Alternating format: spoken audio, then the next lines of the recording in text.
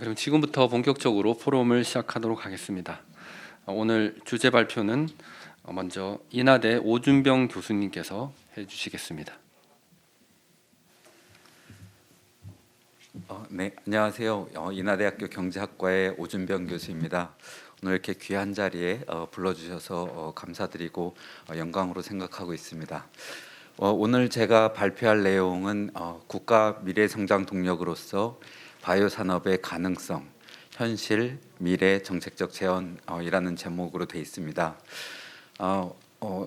발표를 시작하기 전에 잠깐 배경을 말씀을 드리면 지난 문재인 정부 동안에 바이오 산업은 상당히 많은 국가 연구개발에 투자가 이루어졌고, 그리고 바이오 산업의 정부 부분과 민간 부분의 R&D 투자도 비약적으로 발전했다라고 볼 수 있습니다. 그래서 정책적인 부분에 있어서의 어떤 질적인 방향성은 많은 사회적인 공감대가 형성이 되었다라고 생각이 되고, 제가 평소에 갖고 있었던 고민 중에 하나는 그렇다면 이제 양적인 측면에서, 그리고 정부와 민간 부분의 연구개발 투자라든가 또는 산업 발전에 있어서 과연 현재 우리나라가 처해져 있는 상황이라든가 또는 미래 성장 동력으로 발전시키기 위해서는 정말로 적절한 투자가 이루어지고 있는가, 양적인 측면에서 또는 숫자의 측면에서 과연 개선할 점은 없는가, 이런 데 포커스를 맞춰서 말씀을 드리고자 합니다.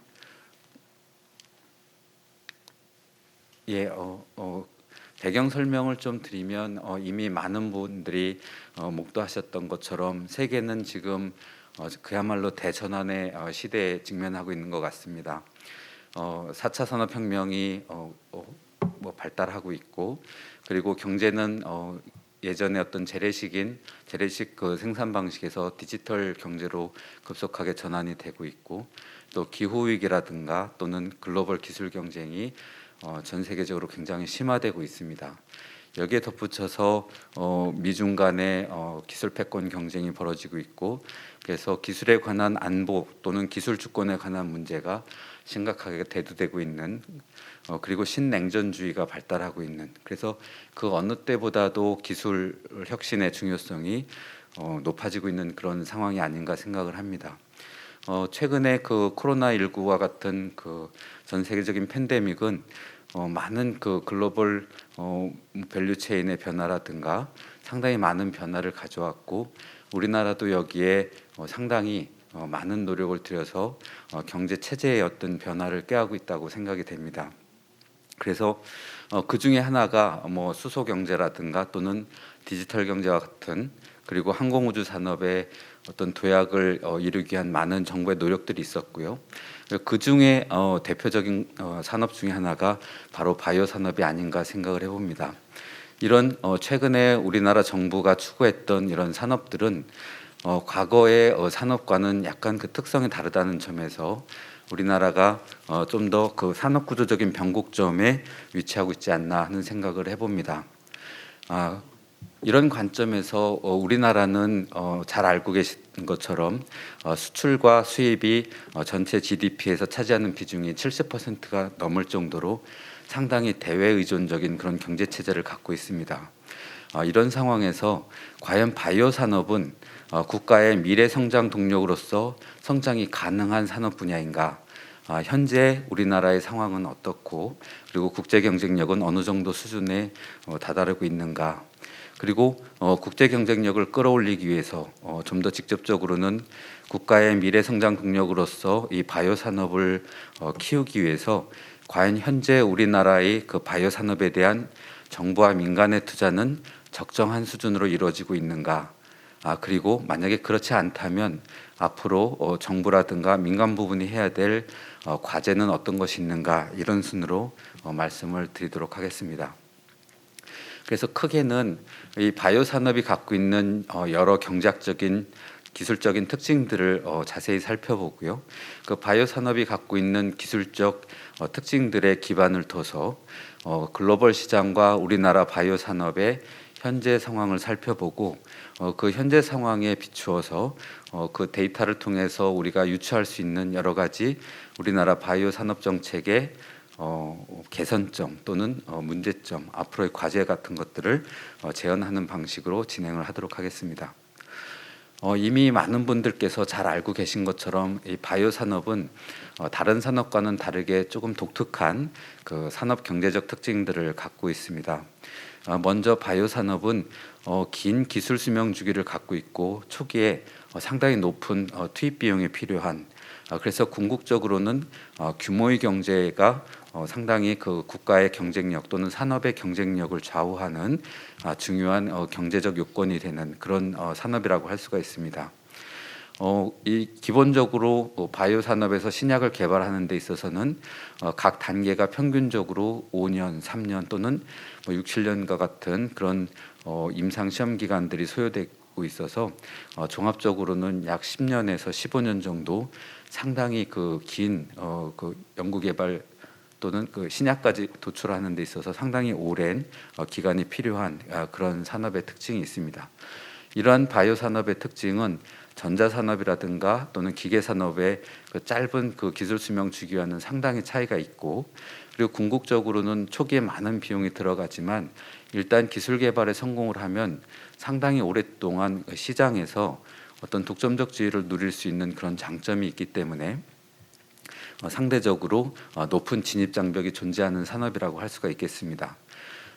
이런 것들은 후발 기업들, 중진국들이 이런 그 신약 개발 시장에 있어서 추격이나 추월을 상당히 어렵게 만들고, 그리고 단일의 그 신약 개발이 또 다른 신약 개발의 어떤 그 연계된 그런 장점으로 작용하지 않는 분절적인 그런 생산물의 어떤 기술을 갖고 있는 그런 디스크리트 프로덕트 테크놀로지를 갖고 있는 그런 산업이기 때문에 선점자의 이익이 상당히 오랫동안 지속될 수 있는 그런 산업이라고 할 수가 있겠습니다. 그렇기 때문에 이 바이오 산업에서는 다른 산업에 비해서 이 특허 출원에 대한 경쟁이 상당히 심하고요. 일단 그 기술 개발에 성공을 하면 상대적으로 위너 테이크스 올이라고 하는, 그러니까 선점자가 승자가 상당히 시장에서 오랫동안 지배력을 행사할 수 있는 그런 산업 분야라고 할 수가 있겠습니다. 그리고 이미 잘 알고 계신 것처럼 바이오 산업은 여타 산업에 비해서 상당히 높은 수준의 연구개발 집약적인 산업이라고 할 수가 있습니다. 상위 연구개발 투자를 많이 하는 상위 기업들을 중심으로 보면 매출액 대비 연구개발비 지출을 비교해 봤을 때 제약산업 같은 경우에는 상위권에 존재하는 그런 다국적 기업들은 매출액의 평균 약 18%에서 25% 정도를 연구개발비로 지출하고 있는 것으로 나타나고 있습니다. 반면에 전기전자 분야는 약 7.7%, 그리고 일반 제조업 분야는 3.1%에 달하는, 그래서 이 제약산업이라든가 바이오 의약품 산업 같은 경우에는 상당히 높은 수준의 연구개발비 지출이 필요하고, 그리고 고도의 숙련화된 그런 노동력이 필요한 그런 산업 분야라고 할 수가 있겠습니다.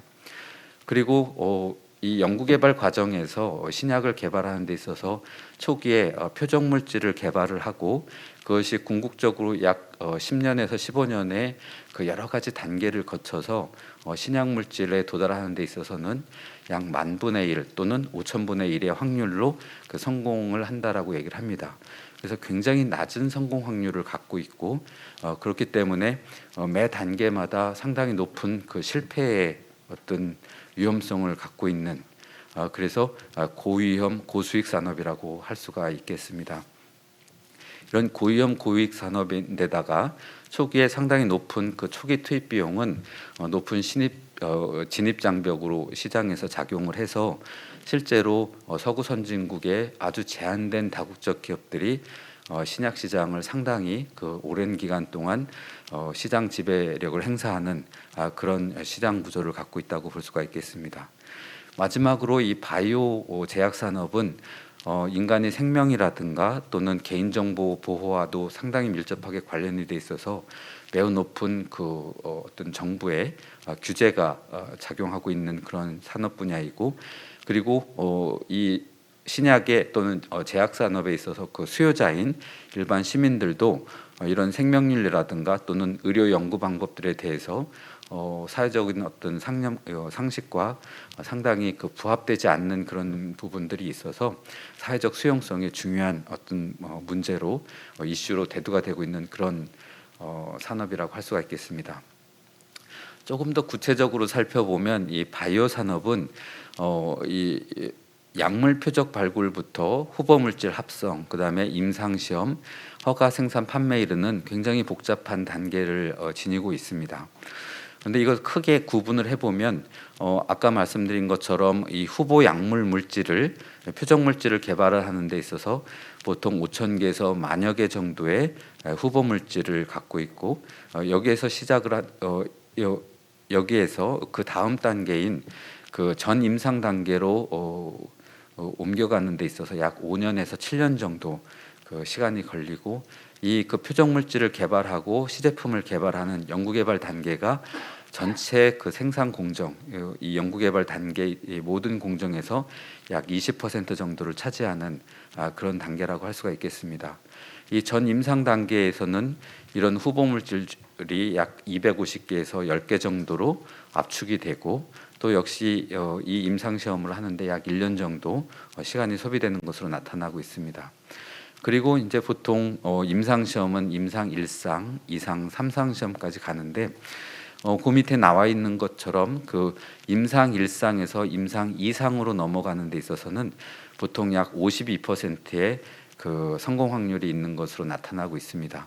그리고 임상 2상에서 임상 3상으로 넘어가는 데 있어서는 약 29%의 각 임상 단계에서는 가장 낮은 성공 확률을 보이고 있어서 평균적으로 임상 2상에서 임상 3상으로 넘어가는 게 특히 기업들에게 어려운 그런 공정이라고 할 수가 있겠습니다. 임상 3상에 도달하게 되면 이제 승인을 받고 그 생산에 들어가게 되는데 약 58%의 어떤 성공 확률을 갖고 있다라고 합니다. 그래서 이 임상 실험만을 굳이 따진다면 전체 공정에서 승인을 받을, 그러니까 전임상 단계가 끝난 상태에서 승인을 받는 데까지 약 그 8.9%의 그 확률을 갖고 있고요. 그리고 그 밑에 나와 있는 그 비용을 보시면 그 이태호 박사님이 추정한 것에 따르면 임상 1상에서는 평균적으로 약 165억, 임상 2상에서는 약 253억, 그리고 임상 3상에서는 글로벌 임상까지 포함해서 약 1,000억 원 정도의 매우 높은 그 임상 비용이 들어가는 것으로 나타나고 있습니다. 물론 이거는 그 임상 실험의 그 약의 종류라든가 또는 임상 실험의 어떤 주제에 따라서 상당히 많은 그런 그 차이점을 보이고 있기는 합니다. 하지만 평균적으로 이 정도의 비용이 들어간다는 것이 알려져 있고요. 최근에 이제 뒤에서 조금 더 자세히 설명을 드리겠지만 그 우리나라는 이런 임상 3상에 들어가는 그 막대한 그 시험 비용을 민간 부분에서 주로 감당하지를 못해서 보통 임상 2상에서 끝나는 경우가 많고 그리고 대부분 기술 수출에 의존하고 있는 그런 실정입니다. 최근에는 이런 그 각 단계별로 상당히 많은 비용이 들어가고 연구개발의 생산성이 떨어지면서 이제 다국적 기업을 중심으로 이 글로벌 아웃소싱이 증가하는 그런 형태를 보이고 있고요. 그리고 개별 그 생산 공정에 있어서 각 기업들은 특별한 그 생산 공정에 있어서 특화된 전문화된 어떤 생산 시설이라든가 연구 시설을 갖춰서 좀 분업화, 전문화되는 경향이 나타나고 있습니다. 그리고 이런 것들이 조금 더 진행이 된 단계에서는 수직적 결합화의 현상도 나타나고 있습니다. 그래서 조금 더 자세히 이제 설명을 드리면 이런 그 바이오 산업의 기술적 특성을 마치 반영을 하듯이 전 세계는 미국이라든가 영국 또는 일본, 스위스와 같이 그 제약 산업이 발달한 서구 선진국들 약 10개의 그 국가가 사실은 그 세계 그 바이오 제약 산업을 거의 장악하고 있다고 해도 과언이 아닐 것입니다. 그리고 최근에는 이 전 세계적으로 고령화라든가 또는 만성 질환이 계속 증가하면서 사실 그 각국이 이 의료비에 들어가는 그 국가적인 어떤 비용 부담이 상당히 증가하고 있는 추세입니다.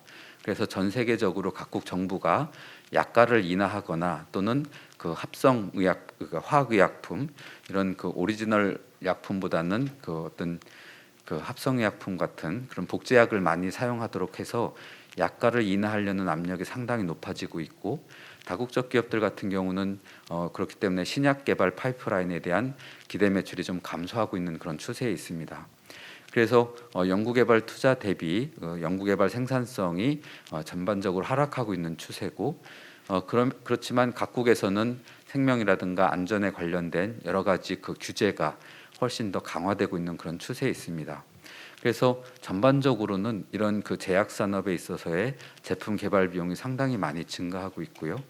그리고 또 다른 한편으로는 생명공학이 계속 발전을 하면서 중진국, 중국이나 인도 같은 그런 중진국을 중심으로 상당히 많이 쫓아오고 있는 그런 선진국들의 그 제약 산업을 쫓아오고 있는 그런 실정입니다.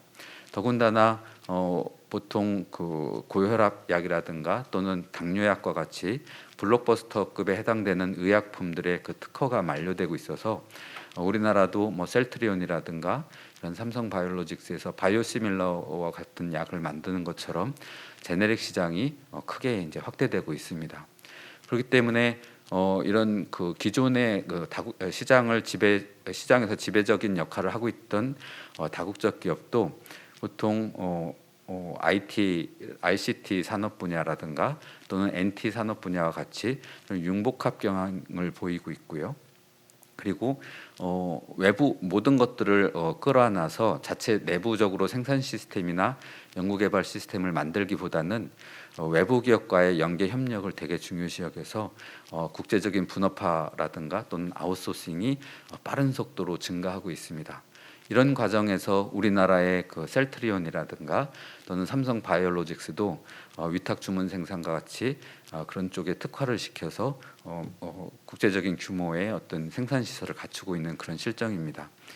그래서 최근에 나타나고 있는 경향은 세계적으로 연구개발의 생산성이 점차적으로 하락하고, 반면에 연구개발에 들어가는 여러 가지 비용은 상승하고 있는 측면이기 때문에 국제적으로 오픈 이노베이션이라고 하는 각 생산 단계 또는 그 연구개발 단계의 아웃소싱이 빠른 속도로 증가하고 있어서 국제적 분업화가 촉진되고 있다라는 말씀을 드릴 수 있겠습니다.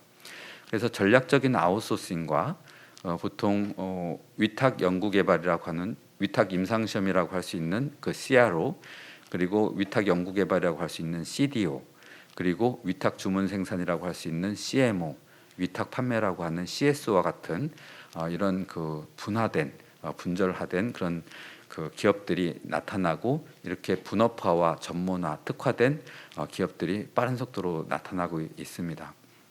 이런 모든 것들은 시설에 있어서의 품질 관리에 상당히 많은 비용이 들어가고, 비용 절감을 통해서 점차 약화되고 있는 신약 개발의 R&D 생산성을 극복하려고 하는 그런 다국적 기업들의 노력의 일환이라고 볼 수가 있겠습니다. 그래서 최근에는 그 다국적 기업들을 중심으로 적극적인 아웃소싱이 벌어지고 있고, 특히 CDO에 관련된 그 연구개발 표적 물질을 개발하고 있는 벤처 기업들에 대해서 그 적극적인 M&A가 이루어지고 있습니다. 특히 세계적으로 매우 큰 규모를 갖고 있는 그런 다국적 기업들은 적극적인 M&A를 통해서 자신들의 연구 생산성을 향상시키는 방향으로 나가고 있습니다. 또 하나는 이제 전문화와 특화가 이루어지고 있어서 이런 다국적 기업들은 연구 개발과 생산에 집중을 하고, 나머지 판매에 집중을 하고, 그 생산이라든가 또는 임상 시험은 전부 아웃소싱으로 이렇게 돌리는 그런 스페셜라이제이션의 경향을 보이고 있습니다. 이런 것들 때문에 점차적으로 마켓은 좀 더 그 산업 구조가 집중화되는, 그래서 지배력이 여전히 강화되고 있는 그런 특성을 보이고 있고, 기업들 간의 양극화가 벌어지는 그런 특성을 보이고 있습니다. 그러면 이런 그 기술적인 그리고 기업들의 어떤 특성들을 살펴본 다음에 시장을 살펴보게 되면 제가 궁금했던 것은, 그런 바이오 산업은 전 세계적으로 얼마나 크고, 그리고 우리나라가 거기서 차지할 수 있는 비중은 어느 정도가 될까라는 것이었습니다.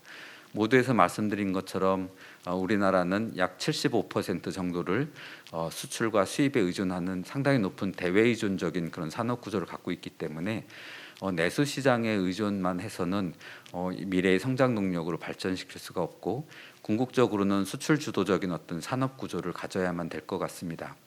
그런 관점에서 이제 살펴보면 바이오 산업은 바이오 의약품 바이오 의약품이 아니고 그냥 전체 의약품을 따져보면 글로벌 시장에서 2019년 기준으로 약 1,500조 원 정도 되는 것으로 나타나고 있습니다.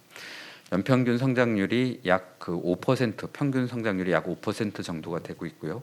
최근에는 이 의약품 시장의 성장률은 약 3% 정도로 떨어진 측면이 있습니다. 반면에 의료기기 시장은 약 467조 원 정도가 되고 있고요.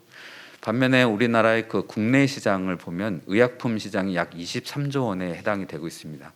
여기서 말하는 23조 원은 수출과 수입을 모두 포함한 그런 국내 의약품 시장을 가리키고요. 그래서 전 세계 시장의 약 1.6%에 해당하는 내수 시장을 갖고 있습니다. 그리고 바이오 산업의 생산 규모를 따지면 약 12조 원 정도를 생산을 하고 있습니다. 반면에 이런 수출 규모를 비교를 해보면 최근에는 이 수출 물량이 코로나 이후에 조금 더 증가한 추세를 보이고 있지만 2021년에는 약 9.9조 원 정도의 그 의약품 시장 수출을 달성을 하고 있습니다. 의료기기 시장에서는 약 467조 원의 그 글로벌 시장 규모를 갖고 있고 반면에 국내 시장은 약 7.8조 원에 해당이 돼서 역시 2% 미만의 그런 아주 작은 그런 내수 시장을 갖고 있습니다. 근데 바이오 헬스 분야에 있어서 2021년 수출 규모는 약 17.8조 원에 해당되는 것으로 나타나고 있습니다. 제가 비율을 굳이 계산은 하지 않았지만 우리나라 전체 2019년 수출 규모가 약 600조 원에 달하는 것을 고려를 하면 여전히 바이오 시장, 의약품, 의료기기 시장은 굉장히 작다라고 볼 수가 있겠습니다. 이것과 비교해서 그러면 ICT 산업의 전 세계 시장 규모는 어느 정도 되는가? 약 5,350조 원 정도가 전 세계 시장 규모로 나타나고 있습니다. 이 ICT를 어떻게 규정하느냐에 따라서 상당히 차이가 있을 수 있는데요. 제가 찾아본 자료에서는 상당히 많은, 그러니까 가능하면 넓게 해석한 그런 시장 규모가 되겠습니다. 국내 시장 규모는 약 32.1조 원, 그리고 수출 규모는 약 194조 원 정도를 차지하고 있어서 우리나라에서 이 ICT 산업도 좁은 내수 시장에도 불구하고 상당히 높은 수준의 수출을 통해서 우리나라의 그 주력 산업으로 성장을 했다는 것을 알 수가 있겠습니다. 반면에 이제 자동차 산업 같은 경우에는 약 2,500조 원 정도가 되고요. 이것은 제가 개인적으로 추정을 한 것인데 자동차 산업은 워낙 가격이 천차만별이기 때문에 국가별로도 다르고 지역별로도 다르고 그래서 보통은 그 생산 대수를 갖고 시장을 많이 산정하는 경향이 있었습니다. 그래서 약 전 세계적으로 2019년에 약 8,700만 대 정도가 생산이 되고 있었고 이것을 평균 가격을 곱해서 환율 1,100원을 고려해서 했더니 약 2,500조 원 정도의 어떤 규모로 추정이 됐습니다. 이런 자동차 시장은 바이오 산업보다 한 2배 정도, 한 1.5배 정도 이제 큰 시장으로 나타났고요. 특징적인 것은 국내 시장의 이 자동차 시장이 여타 산업에 비해서 좀 더 큰 것으로 나타났다는 것입니다. 약 59조 원 정도로 나타났고요. 그리고 수출 규모는 2019년 현재 약 47.4조 원 정도 수출 규모가 있는 것으로 나타났습니다. 우리나라가 그 자동차 산업에서 전 세계 점유율을 고려하면 약 7% 정도 됩니다. 이 금액은 사실 여기 나오는 47.4조 원보다 훨씬 더 큰 규모인데요. 여기서 말씀드리는 것은 신차에 대한 그 수출 규모만을 나타내고 있어서 중고차 시장이라든가 또는 부품 시장 같은 것은 제외가 됐다고 말씀을 드리겠습니다. 어쨌든 여기에서 우리가 이제 알 수 있는 것은 바이오 산업이 우리나라에서 주력 산업이라고 하는 그 ICT 산업이라든가 자동차 시장에 비하면 현재 내수 시장도 그렇고 전 세계 그 잠재적인 시장도 ICT라든가 자동차 산업보다는 그렇게 크지는 않은 편이다라는 것을 염두에 둘 수가 있고요. 그러면 이제 제가 말씀드리고 싶은 것은 그러면 우리나라가 지금 연구개발 민간 부분이라든가 정부가 투자하는 연구개발 투자의 규모가 과연 이런 ICT 산업과 자동차 산업에 비교해 봤을 때 적정한 수준인가를 그냥 단순 비교해 보기 위해서 이런 글로벌 시장 규모 그리고 수출 규모를 말씀드렸습니다. 그래서 바이오 산업에서도 만약에 비례적으로 우리가 고려를 한다면 수출 규모에 있어서 현재 바이오 헬스라든가 바이오 산업을 비교해 보면 약 20조 원이 조금 30조 원 가까이 되는데 여전히 상당히 높은 수준의 발전 가능성이 존재한다라는 것을 아실 수가 있을 것 같습니다. 그리고 구체적으로 이제 글로벌 시장 규모에서 세부적으로 들어가다 보면 의약품이라든가 의료기기가 굉장히 큰 규모를 차지하고 있는데, 주목할 만한 것은 이 의약품과 의료기기는 연평균 성장률이 약 3%에서 5% 내외를 이루고 있다는 것입니다. 반면에 비록 시장 규모는 상당히 작지만 뇌 연구라든가 줄기세포 또는 장기 조직 장기와 관련된 그런 오가노이드 산업, 그다음에 바이오시밀러 또는 희귀 질병에 관한 희귀약품 산업 같은 부분은 이 시장의 연평균 성장률이 글로벌 규모에서 상당히 높고 빠른 속도로 성장을 하고 있다는 것입니다. 이런 시장들이 갖고 있는 특징은 우리나라에서는 이런 희귀 질병이라든가 또는 여러 가지 장기에 관련된 내수 시장이 작기 때문에 민간 부분에서 이런 부분에 집중적으로 투자하기에는 시장이 충분히 형성돼 있다고 볼 수가 없습니다. 그래서 전 세계 시장을 상대로 한다면 이렇게 빠르게 성장하고 있는 이런 세부적인 그런 바이오 분야도 주목해 볼 필요가 있다라고 할 수가 있겠습니다. 그리고 우리나라 제약사들을 비교를 해보면 전 세계에서 지금 주요 제약사 중에서 매출 순위가 1위인 나라는 1위인 기업은 에비라는 그런 기업인데요. 지금 현재 약 매출액이 55조에 달하고 있는 것으로 나타나고 있습니다. 반면에 셀트리온은 2019년 현재 약 1.8조 원에 불과하고요. 셀트리온을 단순히 매출액 구조로 비교를 해보면 에비와 비교해 봤을 때 매출액이 약 3%, 30분의 1에 불과한 그런 수준이라는 것을 알 수가 있습니다. 그리고 연구개발 투자 금액으로 본다면 로쉬라는 기업, 다국적 기업이 전체 약 11조 원의 연구개발 투자를 하고 있는 반면에 우리나라에서 가장 높은 연구개발 투자비를 지출하고 있는 셀트리온 같은 경우에는 약 3천억 원 정도 투자하고 있다는 것을 알 수가 있습니다. 이 역시 약 45분의 1 정도에 불과한, 그래서 우리나라에서 가장 앞서가고 있는 기업이라고 하는 기업과 전 세계적인 기업과 비교를 해보면 여전히 매출액이라든가 또는 R&D 투자 금액 분야에 있어서 상당히 열악한 위치에 있다라고 볼 수가 있겠습니다. 그리고 국내 주요국의 국내 제약 R&D 투자 금액을 비교를 해보면 미국의 제약 산업에 대한 R&D 투자 금액을 100%로 본다면 우리나라는 미국의 약 2%, 50분의 1에 불과한 연구개발 투자가 이루어지고 있다라는 말씀을 드리겠습니다. 이렇게 규모 면에 있어서 보면 민간 부분의 선도적인 기업이라든가 또는 글로벌 시장에서의 여러 가지 점유율이라든가 이런 걸 비교해 보면 여전히 열악한 수준에 있다라는 것을 알 수가 있습니다. 반면에 주목을 할 필요가 있는 것은 이 주요국의 정부 BT, 바이오 산업에 대한 R&D 투자 금액 비중을 보면 2019년 현재 최근에는 더 많이 증가를 한 경향이 있습니다. 그렇지만 우리나라가 약 20조 원에 관한 정부 총 투자액을 R&D 투자를 하고 있는데 이 중에서 이 바이오 산업에 대한 정부 R&D 투자가 약 17.5%를 차지하고 있는 것으로 나타나고 있습니다. 이 17.5%라는 숫자는 물론 미국보다는 상당히 작은 숫자이긴 하지만 그 비중의 측면에 있어서 보면 독일이라든가 일본보다는 훨씬 더 높은 그런 비중이라고 할 수가 있겠습니다. 최근에 특히 2019년에 코로나19라는 팬데믹 현상을 겪으면서 문재인 정부에서 이 바이오 산업에 대한 집중적인 투자가 이루어졌고 그리고 민간 부분도 상당히 많은 투자가 이루어진 것이 반영된 것이 아닌가 생각을 해봅니다. 자, 그래서 이제 조금 더 구체적으로 비교를 해보면 분야별 정부 R&D 투자에서 보면 IT 분야에 있어서 정부 R&D 투자가 IT 분야에 이루어진 비중을 보면은 약 34조 원으로 3조 4천억 원인가요? 예, 3조 4천억 원으로 약 18% 정도 됐는데 BT 분야에는 19.1%로 이미 BT가 IT 분야를 넘어서는 것을 볼 수가 있습니다. 이것은 이제 아까 말씀드리는 17.5%와 숫자가 다른 것은 이 6개 그 유망 산업만을 놓고 비중을 따졌기 때문에 그런데요.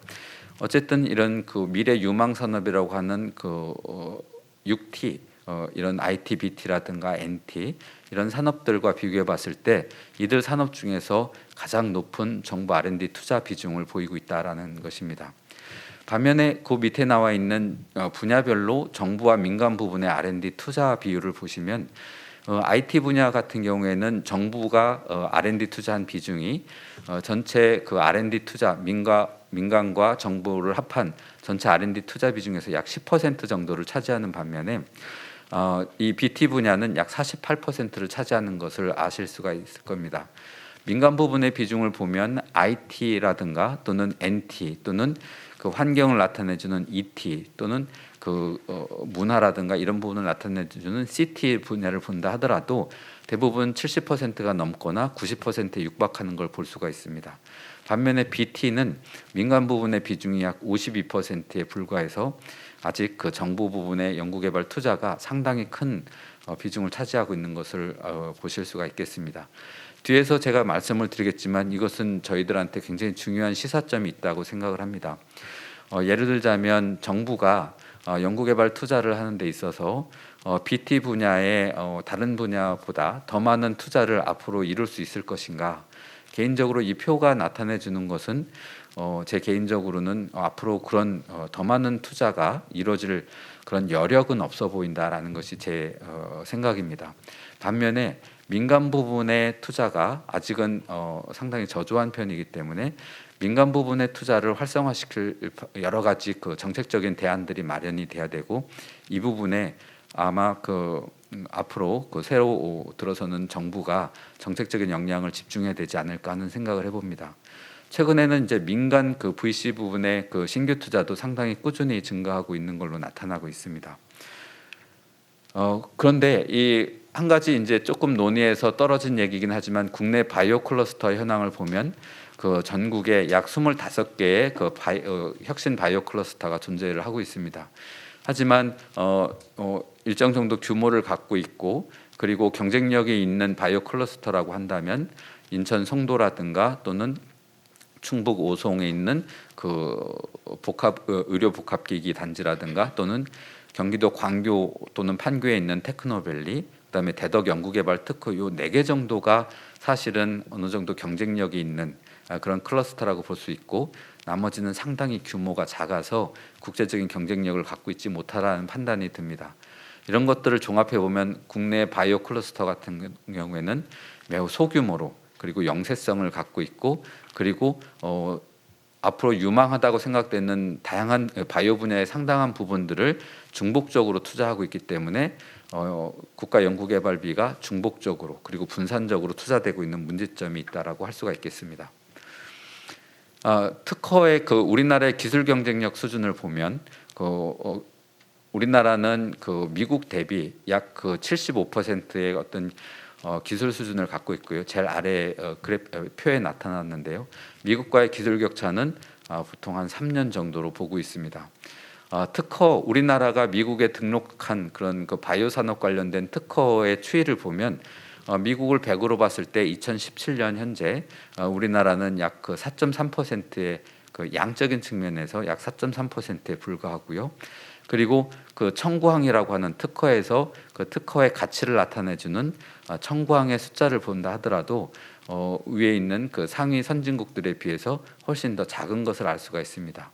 그리고 이 특허의 수명이라든가 범위를 봤을 때 우리나라는 상대적으로 이런 그 서구 바이오 선진국들에 비해서 작고 수명이 짧은 특허들을 갖고 있어서 상대적으로 약한 특허, 시장에서의 경제성이 조금 더 떨어지는 그런 그 특허를 갖고 있어서 국제 경쟁력 부분에 있어서도 아직은 좀 미흡하다라는 것을 알 수가 있겠습니다. 자, 이런 것들을 쭉 살펴보면 결론적으로 우리나라의 국제 경쟁력은 아직 상당히 미흡하다라고 할 수가 있습니다.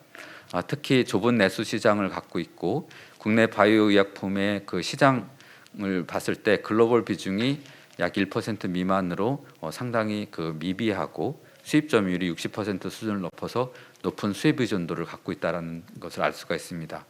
그리고 국내에 있는 기업들이 상대적으로 영세하고 R&D 투자 역량이 상대적으로 글로벌 기업들에 비해서 절대적으로 부족한, 그래서 이 글로벌 빅파마들 같은 경우에는 다국적 기업들 같은 경우에는 벤처 창업이라든가 또는 기술 이전 그리고 M&A 등을 통해서 연구개발의 생산성을 높이거나 또는 시장 지배력을 확장해 나가는데, 우리나라는 대부분 IPO에 의존해서 기업의 어떤 성장을 도모하고 있고, 실제로 전 세계적으로 좀 유명하거나 성장 가능성이 높은 벤처 기업들은 워낙 가격이 비싸서 인수합 비용은 엄두도 못하고 있는 그런 실정이라고 할 수가 있겠습니다.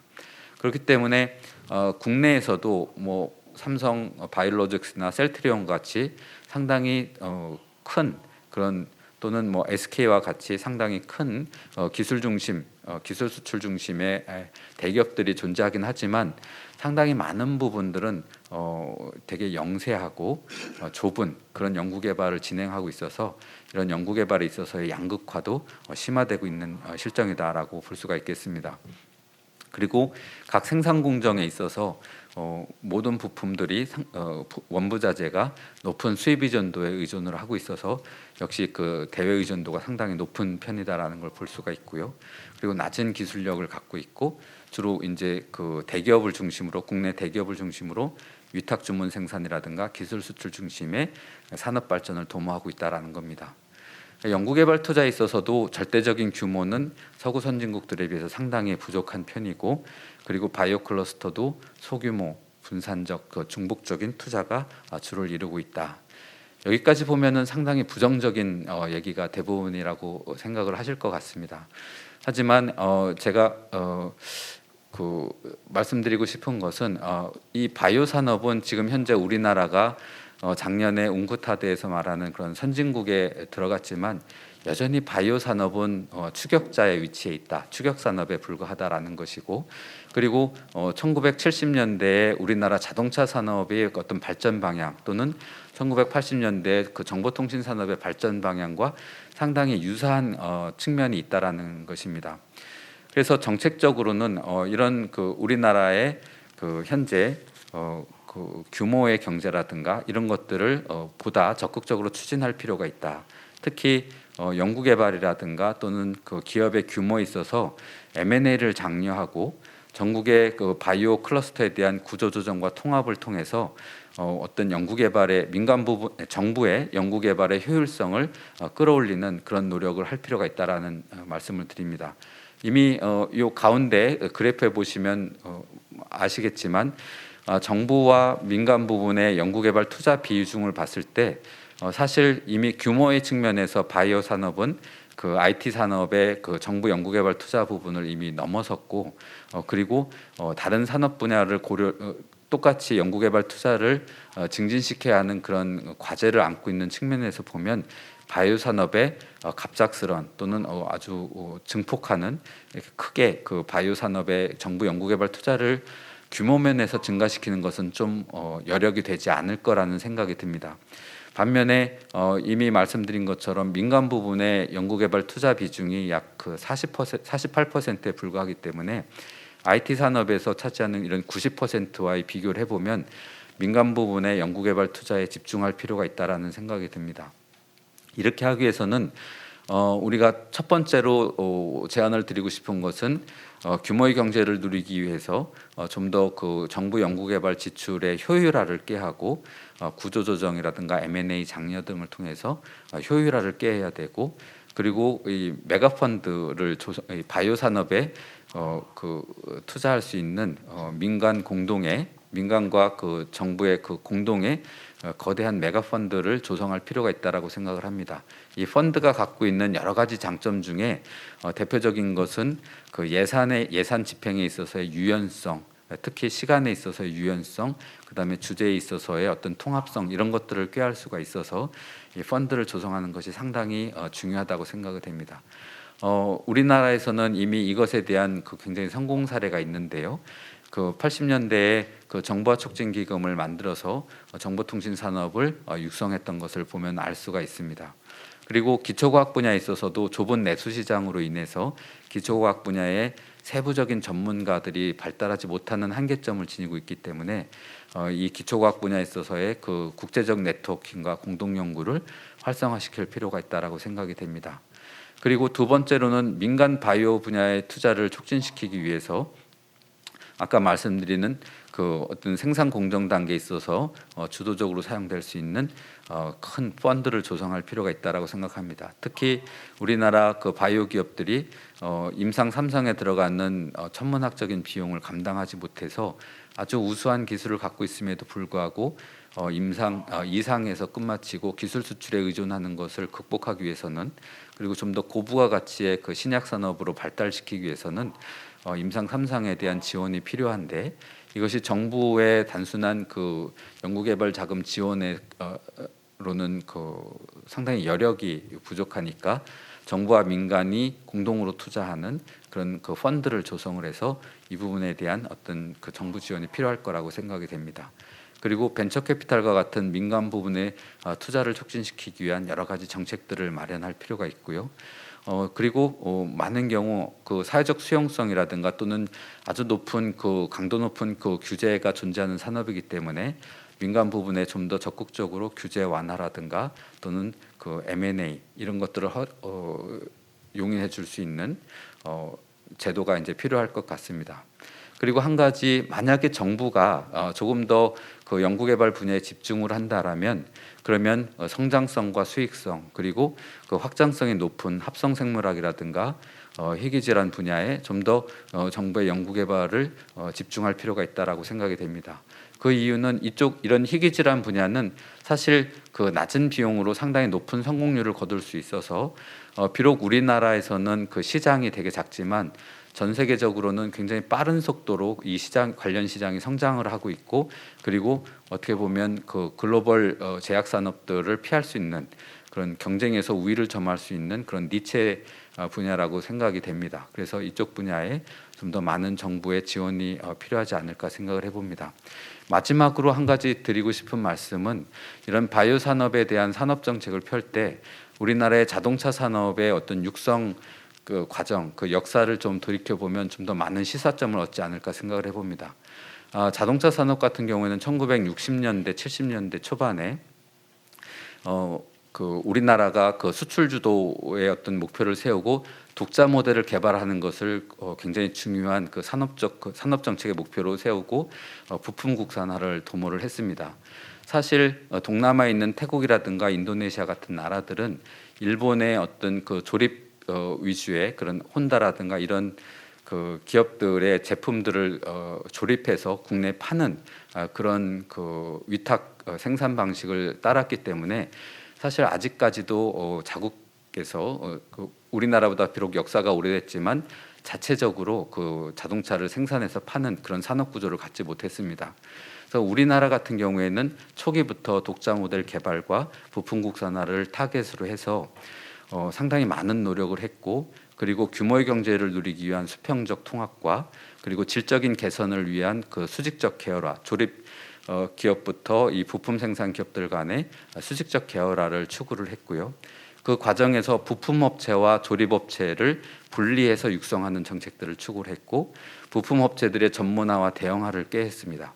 그리고 이미 국산화된 부품에 관련해서는 자동차 협회에 어떤 전적인 그 책임 권한을 주어서 수입을 금지하는, 그래서 자동차 협회의 어떤 전문성을 충분히 활용하는 그런 민간 부분의 참여를 유도를 했습니다. 그리고 부품에 있어서 어떤 그 품질을 높이기 위해서 수직적 계열화를 유도를 했고요. 이런 것들을 통해서 전 세계적으로 유례가 없는 후발 자동차 생산국가지만 지금은 세계 빅5에 들어가는 그런 자동차 산업으로 성장을 할 수가 있었다고 생각을 합니다. 비록 지금 우리나라의 그 바이오 산업이 상당히 후발 국가에 해당이 되지만, 이런 자동차 산업의 그런 발전 모델을 좀 많이 참고를 해서 한다면 앞으로 우리나라의 미래 성장 동력으로서 잘 성장할 수 있지 않을까 생각을 해봅니다. 네, 이상 발표를 마치겠습니다. 감사합니다. 네, 오준병 교수님 발표 감사드립니다.